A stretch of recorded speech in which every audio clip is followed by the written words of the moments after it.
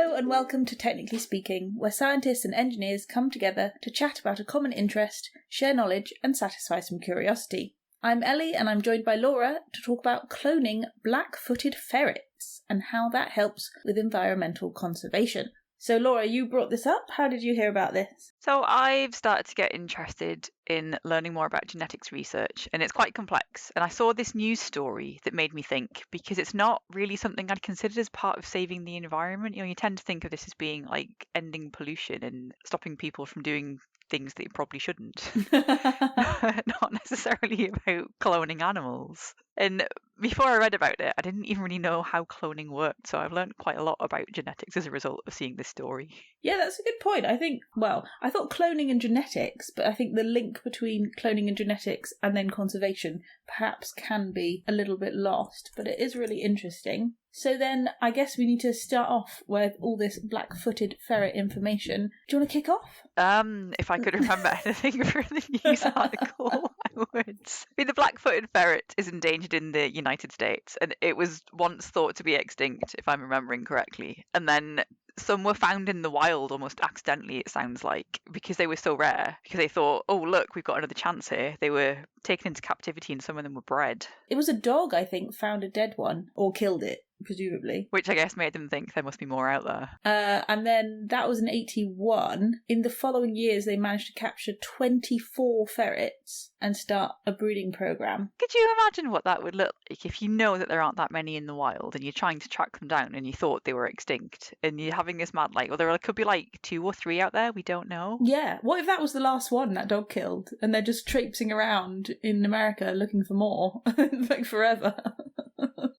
It's a big place. Yeah, it's absolutely nuts that they sort of were able to do this. And then they sort of came up with this plan as well to start a breeding program. They decided it was worth it. Yeah, I wonder about this. It sounds like it's not the first time that cloning is being used to save a species that humans are making go extinct. But you've got to wonder about, did they need to have a certain minimum number to make this viable? Because you still want the genetic diversity from the new community, don't you? Well, this is what's interesting. So they only had 24, and so all living black-footed ferrets now are descended from these 24, but it turned out that there were only 7 that they managed to breed. So all of the current living black-footed ferrets come from just 7 individuals, which is good, but also bad. I feel like you'd need to very carefully then match who breeds with who after that to ensure that you have increased genetic diversity. Yes, absolutely. It's basically about the fact that lovely Antonia, the black-footed ferret called Antonia, has given birth to 2 healthy kits. And this is really interesting because Antonia was cloned.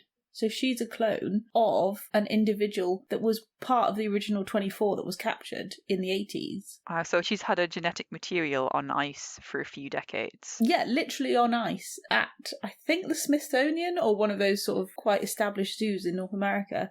It's nuts that they took genetic material from Willa, who was alive in the 80s, kept it on ice, eventually created Antonia, and now Antonia has had her own offspring, which represent more genetic diversity. So I'm still slightly intrigued about how this increases the diversity. I'm assuming that Willa didn't have that many children back in the 80s. So her genetic lineage wasn't all that strong, or wasn't there at all? Wasn't there at all, I believe. So when we had the original 24, they only got 7 to breed, and I don't think Willa was one of them. Which is why this does now represent a new genetic lineage, because, as I said before, all of the current living ones are descended from the 7 that bred, but Willa wasn't one of them, but her genetics was still kicking about usefully. Yeah, and I guess that one individual, it sounds like it's not a lot, but when you've only got 7 originals to begin with, that's still quite a lot of additional diversity, I suppose. Yeah, well, apparently Antonia's kits, her little offspring, hold 3 times the genetic diversity compared to the current wild population. I'm not entirely sure how they got to this number, No. But it does make sense in that they are separate to the ones that currently live. I would really like to see the maths on that, just to understand how it does lead to that quite large increase in diversity, which is a good thing. They want more diversity because it puts resilience into a species, right, and prevents some undesirable traits coming through, which is what inbreeding tends to promote. Yeah, inbreeding leads to a lot of genetic mutations. I think because you don't get the robustness of having different genetic material from two parents. And like if the parents are very closely related, then obviously the genetic material is very similar. Whereas if it's a different male or a different female, you get a bit more robustness in the genome. But I got confused when we were originally researching this because I was like, well, if Antonia was a clone, then they still needed sperm to make her kids. So where did the sperm come from? I presume they had some males from the original 7, is that right? The original 24 or the original 7. Yeah, they must have had that too, because otherwise then they would have to breed with one of the 7, right? So then that wouldn't really make a huge difference. It would still be good, but it wouldn't be as big of an increase. Yeah, or maybe if they did have some male genetic material, they could do some sort of IVF as well as the cloning, which is the similar-ish thing, but quite separate, it turns out. Yeah, it's really interesting, all this, like, messing about with eggs. Yeah, so I started to look into the history of cloning. So I said I knew nothing about this. And it's largely held that the first individual that was cloned, which was done from embryos, was tadpoles, which was in the 1950s, which is actually quite a long time ago. That is a long time ago. I was going to go Dolly. Good old Dolly the sheep. Wasn't she the first one? Dolly was the first one to be cloned from adult genetic material.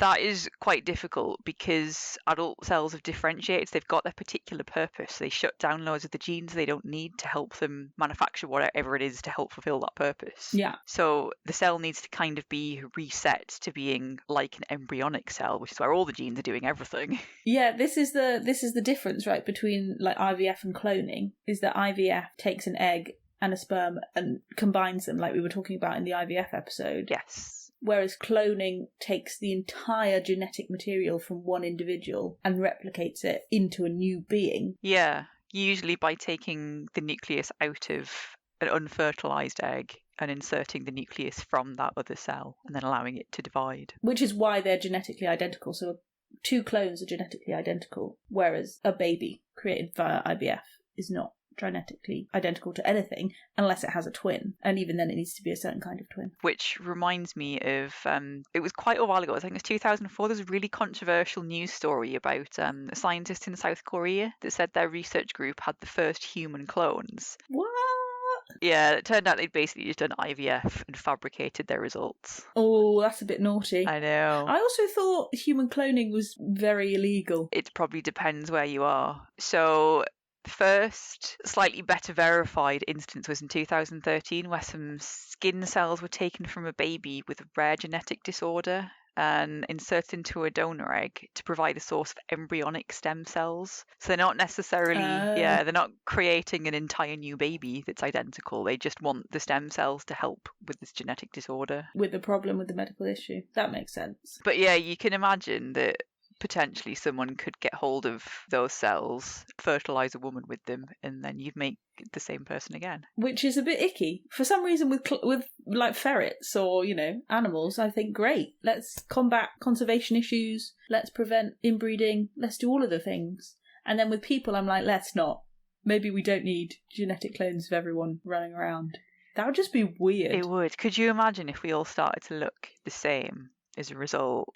How weird and boring would life be then? But also, wouldn't it be fascinating? Like, say we cloned you, as an example. Would clone Laura be like real Laura if they didn't have, the same upbringing? Then you get back to, like, nature nurture, don't you? Of, like, how much does it actually influence who you are? Yeah, this is what I wondered as well. So Dolly the sheep that you mentioned was the first adult to be cloned. In 96. She only lived until she was 6 years old. But then other sheep that I think might have been cloned after her, taken from the same cell line, seem to be living for much longer or had lived for much longer.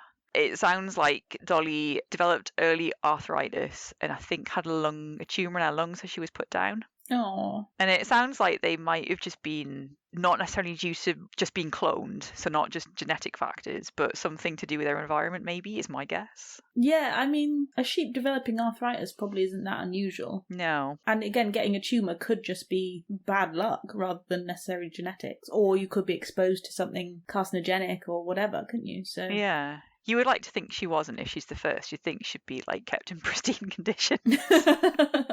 But then ultimately she was a sheep. Like, she was probably just living in a field somewhere for most of it after all the initial You would think so. I excitement. guess, yeah, you can't keep her in a hideously sterile environment forever. That probably wouldn't be very great for, I would say, sheep mental health. I don't know how much a sheep cares about being out in the countryside eating grass. Yeah, I guess it depends what she's used to, right? Like, if all you've ever known is a sterile environment, then maybe it's okay, but part of you longs for the the grass beneath your feet. Yeah, this sounds like a side experiment. This is why we're not allowed to mess about with cloning. Definitely not the two of us anyway. It'd get weird. It is very weird, but it can be a force for good. What is interesting is that they have reintroduced a lot of ferrets into the wild, not necessarily Antonia's kits, but different ferrets have been reintroduced. And it makes you wonder why they needed to do this, right? So we said before that black-footed ferrets were basically extinct until they found this little population. If they were basically extinct, like, what were the factors that drove them to this? And then if we haven't sorted out those factors, what's the point of reintroducing them? Because if we've gone to all this effort to breed loads of black-footed ferrets and then we put them back in the wild and they immediately all perish, then, you know, it was a big waste of time and money and resources. That is a good point. And I mentioned they're not the only ones, or even the first ones to have been cloned to improve wildlife populations. I guess they have to pick and choose which animals they go for. And they also have to find biologically similar-ish surrogates, I suppose. There's an example of some wild sheep found in the Mediterranean who were also endangered. Some of them were cloned in 2001, but they had to find other sheep species to gestate the embryos, let them turn into fetuses and develop into individuals. What was their reason for doing that? Why did they decide that that was worth it? I didn't read that bit because I was concentrating so much on the whole history of cloning aspect that they didn't really explain why these ones are endangered. I mean, I would imagine if they thought it was worth helping the species out, it wasn't that their immediate environment was a problem. Like, there weren't, I don't know, an overabundance of wolves killing them all, say. Yeah. And you'd have to deal with the wolf population first. Exactly. Like, with the ferrets, they were basically wiped out from disease. Well, there was a combination of factors. So there was sylvatic plague, I think that's how you say it, which apparently in humans is bubonic plague, which sounds horrendous. There was also canine distemper. There was the threat of, like, introduced dogs and stuff, much more dogs than they were ever used to in that area, which they hadn't obviously evolved to be protected against, sort of thing. And then the other thing that's really interesting is that ferrets basically exclusively eat these other little creatures called, they're not gophers, but they look like gophers. They are. Do they? Black-tailed prairie dogs. Okay. They do look quite gophery. So basically, without black-tailed prairie dogs, there's not a lot for ferrets to eat. So their, like, populations are really intrinsically tied. And I think maybe people were shooting the prairie dogs, or the prairie dogs were also getting wiped out. So, like, it was a bad time all around. This is quite a historic thing, because obviously it's in the United States, which is a relatively young country compared to Europe. Yes. The European nations, I should say. More than one country. Yeah, we're going back, like, pre-70s. So apparently, in the late 1800s, there was around 500,000 to 1 million black-footed ferrets in 12 states in North America and Canada. But by the 20th century, we basically wiped them out because farmers were eradicating prairie dogs. Okay. And then the diseases also came into play. So does that mean then that the prairie dog numbers have gotten healthier since Yes. the farmers stopped killing them? They don't need to anymore? Well, I should hope so. I think if they're going to all this effort to increase black-footed ferret populations, then they wouldn't do that if the prairie dogs weren't safe, right? Because they basically can't exist without them. It's almost like a balance, isn't it? I always think of this in, like, chemical engineering terms because of Antonia. She's still here even when she can't make the podcast. Yeah, see, you've basically got, like, an inflow and an outflow, or a flux of two species. Yeah. So if there aren't as many predators for the prairie dogs, despite the fact that farmers may still be killing them, their numbers may go up anyway. Yeah, true. And they should, without interference from humans, balance each other out eventually and find a happy medium of X many prairie dogs and Y many ferrets. Well, I think that's the whole point, right? We're trying to put it back to how it was when there was 500,000 ferrets roaming around. And we didn't start messing about with everything and ruining it like we normally do as humankind. So yeah, basically, we need reintroduction sites with a lot of prairie dogs for the ferrets to eat. They need protection from the plague, and without that, it's basically a lost cause because it's just going to keep happening again. But that's what people are working towards. Okay. And now, with the cloning, making enough sort of genetic diversity to keep them going and not create an inbreeding depression, which would be big sad after all the effort they've gone to. Yeah.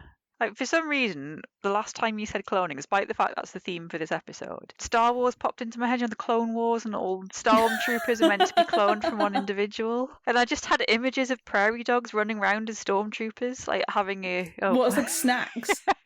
Just like scooping one off and taking a bite with those big helmets on. Yeah. Some sort of war breaking out between them and the ferrets, who were the obvious original clone army. Who were the clones cloned from? Like, who were they all supposed to be replicating in Star Wars? I don't know Star Wars well enough to tell you. I can't remember it that well either. I'm sure one of our listeners will happily jump in and give us the exact right answer. Yeah, please tell us, because I'm really intrigued. And also, who started it? Who decided that clones were better than a normal, alien army? What species are they? They're human, I think. I would presume it is the evil empire, but also don't know. That could be technology they stole from whoever was there before the rebels, or whoever the rebels grew out of. It's also not faster, because you're not cloning like adults. Like, that makes sense to me. If you want to create an army really fast, clone adults and then you can zip out full-grown soldiers. Speedy. You still need to get eggs from somewhere, I guess, to insert the genetic material. Yeah. I assume if it's that far in the future, you can gestate them without a human womb. I think it probably would have conquered that. But then you've still got babies. Babies are useless in an army, unless they have some special Star Wars way of, like, speeding up their development so they get to fighting age faster. Or long-term plans, but like making whiskey, this is getting very strange. Whiskey takes like sort of 5 years to mature, so It's like a long-term investment. But also, like, if half your army gets wiped out in a lightsaber-related conflict, you're screwed, aren't you? If you're going to have to replace all those people. Well, I'm guessing you'd always have like a constant supply of clones. They'd just be a bit younger, so your army just keeps getting younger and younger if they keep getting wiped out. Which then suggests you've got a bigger problem than just not being able to clone people fast enough. Yeah, perhaps maybe you're losing the war at that point. Oh my goodness me, what a turn that took. That was. I am still, I will say, very encouraged by the fact that we can clone animals that are going extinct or endangered to improve the environment. It just sounds like such a noble aim, such a good use of genetic research. Yeah, it's really cool. I don't know, I think genetics and I think people. But this seems like a good use for it, because cloning gets a bit weird. But if we're doing this for the sake of conservation of animals, then I'm all for it. Yeah. I had another weird thought that popped into my head then about creating a food source for predators, but I think... Well, you're going to clone the prairie dogs now to to back up the ferret. How ethical is that? Like if you had like a pet snake. Yeah. And rather than buying mice to feed it, you just cloned some. Because they're not going to live very long anyway, potentially, so it doesn't really matter if they're all the same genetic material. Yeah, they're not breeding with each other, so that's fine. But surely maybe actually breeding mice is better, because you get quite a good return on breeding mice, whereas presumably you can only clone one at a time, or unless you have like multiple labs set up. Because you get maybe, 10 mice per mouse litter, which is quite good odds. Can you insert more than one egg into a mouse? Which just sounds really wrong. Presumably, yes. Because they're like set up to do it, yeah. To do that, right? They're set up to have multiple litters, not like humans. But it doesn't sound quite right, though, does it? Just inserting 10 eggs into one being. Yeah, sounds like you've really messed them up.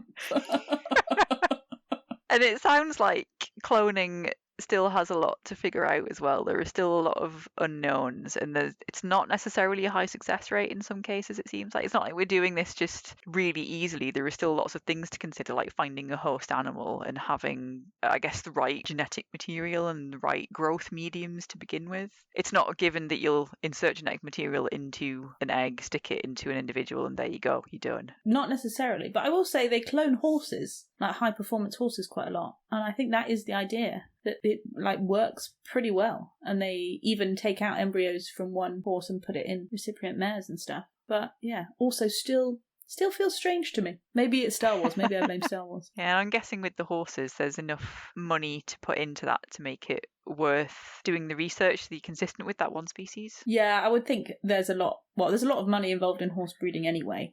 So I think if you know that you've got a proven sports horse in whatever sport you're choosing to compete in, making a clone makes a lot of sense, because it will have the perfect blend of speed and athleticism and, temperament and whatever. why bother breeding a new horse, which is an unknown variable, when you can have the same horse again and train it the same way? And then you've got me thinking, going back to nature versus nurture, if you had two clones of the exact same animal. So you've got a race where all the animals are from the same original parents, they're all clones. Is that even worth watching that race? How much of a difference is there going to be? Well, someone's got to win, right? They're not all going to cross the finish line at the exact same time. Then you've got things like the jockey, you've got things like the terrain, the weather. How much does it come down to the actual horse that you're sat on at the time versus the person riding it? Yeah, it removes a variable, I guess, if you want to be scientific about it. Or they wouldn't necessarily have to be the same age either, because you could just create as many as you wanted in many different years. As long as you've got the store of genetic material, you can presumably do it for a number of years. Right? Yeah, I guess so. It still sounds like this is a less noble aim than rescuing endangered animals, though. To be fair, yes. I think there's perhaps more monetarily motivated than saving the black-footed ferret. If you've never seen a black-footed ferret, I would urge you to go and Google them because they are adorable. Like most small furry creatures. They're so, so sweet. Anyway, maybe we should stop before we end up with an army of clones of whichever species. A giant battle between... What have we got? Horses, ferrets, and prairie dogs now, and some sheep. Well, the prairie dogs aren't going to win. How many prairie dogs need to fight a horse? This is a whole different conversation. I'm going to stop. I think we should stop. Wow. What a whirlwind that was. We have talked about pretty much everything, I think, in the span of this conversation, but mainly we talked about the black-footed ferret, which was and still is endangered in the US, but went through extensive private breeding, cloning, to produce new animals that they have then reintroduced in the wild. There are black-footed ferrets alive today because of this research. And even the clones could be used in the future and their offspring to further the genetic population of this species. We've also explored more about what cloning actually is, what we could do with it, what's being done currently, and maybe what we should leave pretty far alone. So that sounds like a good place to leave it. Thank you so much for listening, and we'll see you for another episode. The views expressed in this podcast belong entirely to the person that said them. They do not represent any industry or organisation. If you enjoyed listening to these views, it would really help us out if you could rate us, leave a review and tell a friend. This podcast was sponsored by no one, but if you're interested in funding us to continue to have frank discussions about science and engineering, please get in touch.